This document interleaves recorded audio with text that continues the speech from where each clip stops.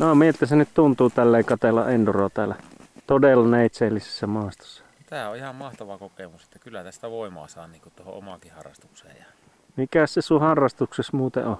se on tuo lumenmättö, että mä oon siihen nyt ruvennut perehtymään. Että mulla on toista viskarsia menossa jo tälle talvelle. Alumiinikärkikään ei taho kestää, titaanikärki tulee ensi kaudelle. Että tuleeko ihan niitattu vai onko ihan vulkkiksella? ei, kyllä se on vulkanoitu. Kyllä. Se on niinku yhtä luuta. Joo. Mulla on se 10 000 kuution tavoite tässä vielä tälle talvelle, että siihen pääsisin, mutta mulla tosiaan se yksi lapio särkyi ja se oli se mun paras lapio. Niin nyt ei oikein tuntuu vähän niin kuin vasemmalla kädellä joutuisi kirjoittamaan. Nyt on sitä tuntuman hakemista ollut tähän uuteen lapioon sitten. Niin kyllähän niin syyhyttää kättä kuulee, että jos lapio olisi, niin tuosta lähtisin työntää. Siitä ja tuonne. Ei pojat